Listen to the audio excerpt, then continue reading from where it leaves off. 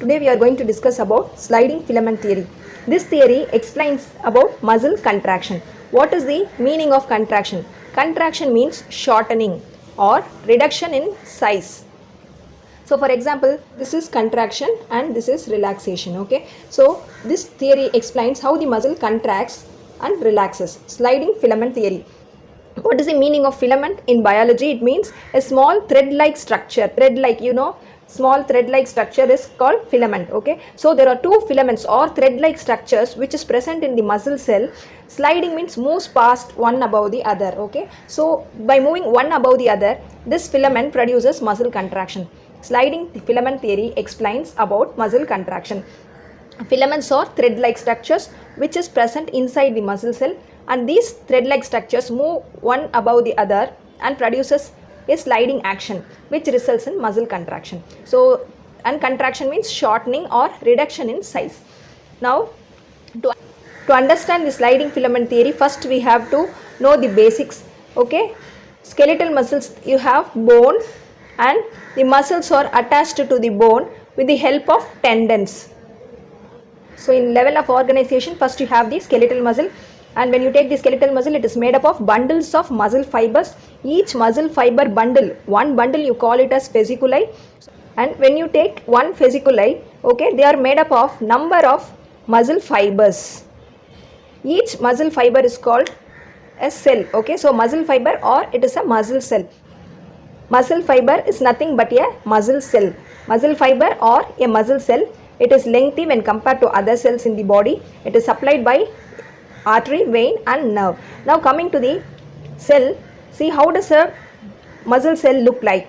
Okay, lengthy cell. Okay, it has got a covering membrane, that is a plasma membrane, what you call as plasma membrane, but for the muscle cell you should call it as sarcolemma. Okay, sarcolemma. This outer membrane is called as sarcolemma. Inside that you have cytoplasm, that is called as sarcoplasm. So we all know usually a cell has a covering and it has got a fluid jelly, that is the cytoplasm. In the muscle cell you call it as sarcoplasm and the covering is called as sarcolemma. You have got organelles which is present inside the muscle cell. The organelles are sarcoplasmic reticulum or endoplasmic reticulum.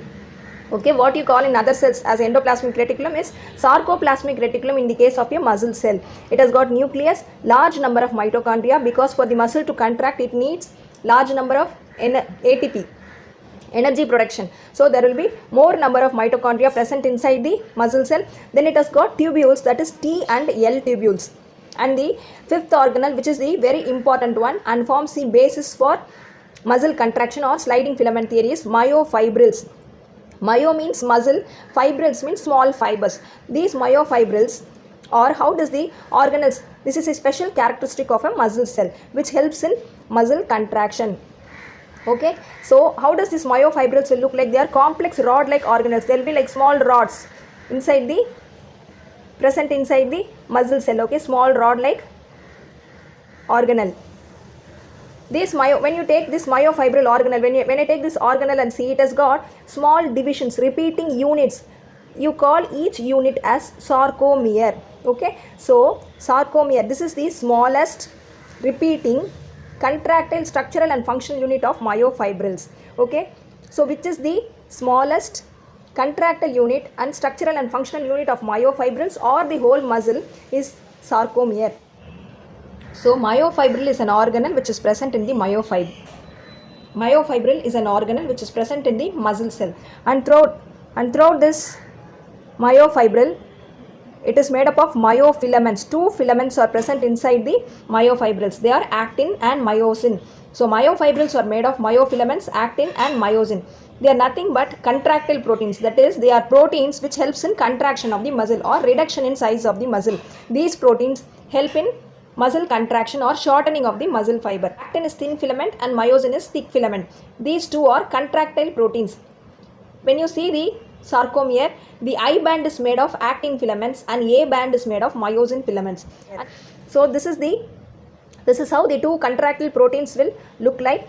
Okay, I have made a diagrammatic representation of this actin and myosin. The first one is the actin. They are twisted proteins. The green one, this is the actin. The one which covers this is the troponin and tropomyosin. These two are regulatory proteins. Myosin and actin. Myosin is the thick filament and actin is the thin filament. The actin is covered by troponin and tropomyosin. So two contractile proteins are actin and myosin.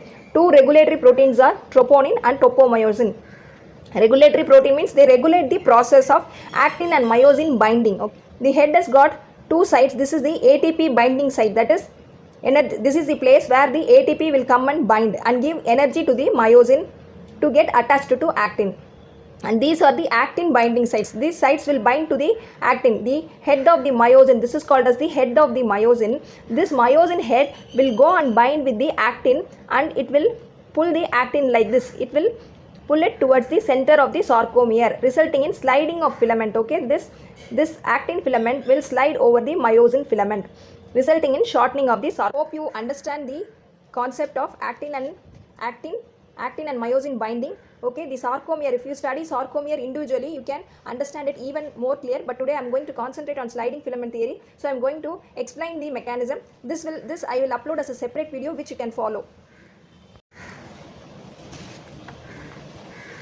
And regulatory proteins are tropomyosin and troponin. I have mentioned the mechanism of muscle contraction in a flow chart so that it will be easy to understand. Even you can write this in the exam this way. You will score more marks for each points you write.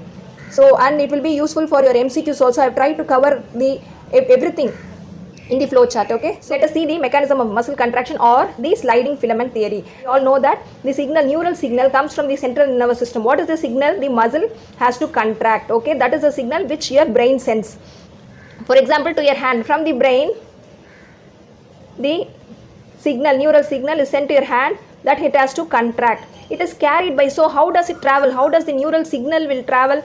This is nothing but a message. Okay, so how does this message from brain to hand will come is by means of a motor neuron. Neuron means a nerve cell.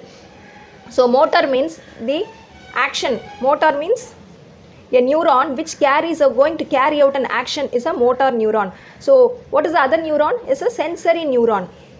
Okay, this one will receive the message and motor neuron will convey the message and carry out an action. So now what the motor neuron has to do? The motor neuron will give the message, the muscle has to contract. So where does it going to give? It is going to give to the relay to the neuromuscular junction. So the message will be conveyed at the neuromuscular junction by the motor neuron. Central nervous system sends an impulse, that is the neural signal, the muscle has to contract.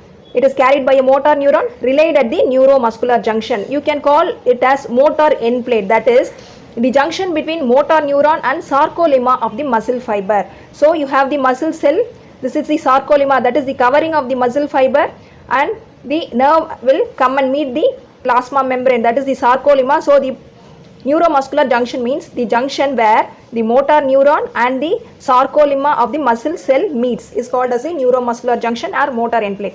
Now when the motor neuron relays the message, what will happen? There will be a release of neurotransmitter. Neurotransmitter means they are chemical messengers released at the end of the nerve cell.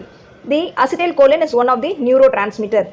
So release of neurotransmitter, that is acetylcholine, and action potential develops. Action potential develops where? At the sarcolemma of the muscle fiber. This action potential spreads along the muscle fiber. So now the action potential, release of acetylcholine, action potential develop. This action potential will spread throughout the muscle cell.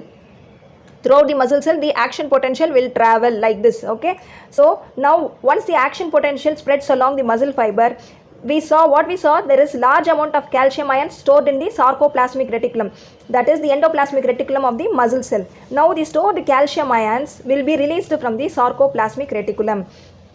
So from the sarcoplasmic reticulum, the calcium ions will be released. Okay, so now what will happen? If you look at the sarcoplasm, that is the cytoplasm of the muscle cell, sarcoplasm will have more number of calcium ions. Increase in calcium ion levels in the sarcoplasm. This calcium ions normally the myosin will have an affinity to bind with the actin. So increase in calcium levels in the sarcoplasm. See, this is the myosin and this is the actin. Normally, under normal condition, the myosin will have an affinity to bind with the actin, but it cannot bind because the masking, the binding sites where the myosin head will get attached to actin will be masked by the troponin, that is the regulatory protein. When there is increase in calcium level, what will happen is the calcium will go and bind with the troponin. Okay, so the calcium will come and bind with the troponin, and this will change the configuration in actin filaments. Okay, so binding with troponin on actin filaments, these calcium ions will bind with the troponin on actin filaments. Now let me repeat it. Central nervous system sends a neural signal, the muscle has to contract, it is carried by a motor neuron, relayed at the neuromuscular junction where the motor neuron and sarcolemma of the muscle fiber, and release of neurotransmitter, that is acetylcholine. Action potential develops in sarcolemma. This action potential spreads along the whole muscle fiber. The calcium ions are released from the sarcoplasmic reticulum. Increase in the calcium ion level in sarcoplasm. This increase in calcium ion will bind with the troponin on actin filaments. Once the calcium binds with troponin, there is a change in shape and position. It removes the mask from active sites on actin. Next step is binding sites for myosin on actin filament becomes free. Now the myosin is ready to bind with actin, but it needs energy. So the energy is provided by ATP. So the ATP will come and attach to myosin head at this point. ATP binding sites. Okay, can you see 2 points at myosin head? One is for actin binding site and another is for ATP binding site. So for the head to myosin head to bind with actin, it needs energy. That energy will be provided by ATP. So ATPase is an enzyme which hydrolyzes ATP. That is, ATP will get breakdown to ADP and phosphate. This will provide the energy and activates the myosin head to bind with actin. So now what will happen? After calcium binds with troponin, the sites will be exposed for myosin head. Now the myosin head gets energy from the ATP and gets ready to bind with the actin. Once it binds, and now it binds to active sites on actin. Cross bridges develop. So what is the meaning of cross bridges? They are nothing but this laterally projecting heads of myosin is called cross bridge. So this cross bridges develop, that is the myosin head will get attached to actin binding sites. The cross bridges rotate on actin. So now once it gets attached to by actin, imagine that the myosin head gets attached to actin. What happened? This is the cross bridge. This will go and attach to actin. So now what will happen? It will try to pull like this. These cross bridges will rotate on actin filaments. The myosin head will attach to actin, that is called cross bridge, and it will try to pull the actin towards the center like this. So cross bridges develop. They are nothing but laterally projecting heads of myosin. It rotates on actin. It pulls the actin towards the middle of the sarcomere. So now what will happen? This actin filament will move over myosin filament. So pulls the actin towards the middle of the sarcomere over myosin filaments. Now the free ends of actin moves close towards the center of the sarcomere and sliding movement of actin over myosin takes place. Now we'll see again from this. There is a change in shape and position after the calcium binds with the troponin and it removes the mask from active sites on actin. Binding sites for myosin on actin filament becomes free. The energy for binding will be given by ATP. ATP is hydrolyzed by ATPase and ADP and phosphate is formed. It activates the myosin head for binding. Now the myosin head will develop cross bridge with actin. It binds to active sites on the actin. The cross bridges rotate on actin. It pulls the actin towards the middle of the sarcomere over myosin filaments. Sliding of actin filament over myosin filament is called as sliding filament theory. The ends of actin will move closer towards the center of the sarcomere and the sarcomere will shorten. Okay, so now imagine this is a sarcomere. This is the actin. The green one is the actin filament or I band and the black is the myosin filament. Okay, or A band. And these are the orange, which I have drawn in orange, are the Z lines on both sides. Okay, Z lines. So try to imagine this as a small portion, that is a sarcomere. Okay, small unit, the sarcomere. Actin, myosin filaments surrounded by actin filaments. All these green are actin filaments or the I band, and the black ones are the myosin filaments, thick filaments or the A band, and these two are the Z lines. Z lines are nothing but small proteins to which the actin filaments are attached. These actin filaments are attached to a small fibrous protein. This protein is called as Z lines. These Z lines mark the end of sarcomere on both sides, okay? This side and this side, this will be one sarcomere. Now what happens? The place where you have only actin filaments is called as I band. The place where you have a myosin filament is called as A band. The place where you have only myosin filament, see this point, here you have actin and myosin, but this is a place where you have only myosin filament. This is called as H zone. Okay, the place where only the myosin filaments are present is called as H zone. Now what will happen once this myosin develops a cross bridge like this on either side like this. So what will happen? Same way here and here. What will happen? It will rotate on actin and it will pull the actin towards the center like this. So can you see now the I band is reduced, the H zone is almost narrowed or it is reduced, and Z lines come closer together. Can you see now what happens? The sarcomere shortens, that is the muscle fiber shortens. But here you have to see one thing, the length of the filaments are the same. The length of the myosin filament is the same and the length of the actin filament is the same. The thing what is happening here is the two ends are pulled towards together, resulting in shortening of the sarcomere. Okay, so the Z line, the free ends of the actin move closer to the center of the sarcomere. Sliding movement of actin over myosin takes place. Sliding of actin over myosin takes place. So this is why you call it as sliding filament theory. Now can you see the Z line comes closer together and finally the sarcomere shortens. Okay, after contraction, when it goes for relaxation, it will go to its original position like this. So now you can see this is a portion of the myofibril, and the myofibril is made up of large number of sarcomeres. So this is how a sarcomere shortens, and the whole sarcomere, all the sarcomeres which is present in the myofibrils will shorten, the whole muscle fiber will shorten, and the whole muscle will shorten. This will be the next step. Here the sarcomere shortens, that is the contraction of the muscle takes place. I band shortens, okay. I told you the place where the actin filaments are present is the I band. When it comes closer together, what happens? The I band shortens, the H zone narrows, Z lines come close together. But the length of the A band, that is the length of the myosin, will be the same, and length of the actin and myosin is also same when the sarcomere shortens. This is one of the most important MCQ which is repeated in. Now the entire myofibril, when all the sarcomere shortens, the entire myofibril will shorten, and the whole muscle fiber shortens, the entire muscle shortens, and muscle contraction takes place. That's all. Now what will happen is, once the entire muscle contraction takes place, ATP will come and bind to the ATP binding site. When the fresh ATP binds here, it will break the actin and myosin cross bridge, okay? And after the cross bridge develops, the actin is pulled towards the center. A fresh ATP will come and bind to actin, okay? Now again it will give energy for the myosin head to bind to another site on actin, and again it will develop a cross bridge and pull the actin towards the center. So this new ATP binds to myosin head. Again it will provide energy to the myosin head to bind to another site on actin, and cross bridge forms. So ATP is required both for binding and for breaking the. When a new ATP binds, this cross bridge will break, okay? This new ATP will again provide energy for the myosin head to bind with another site on actin, and again the cross bridge will pull the actin towards the center.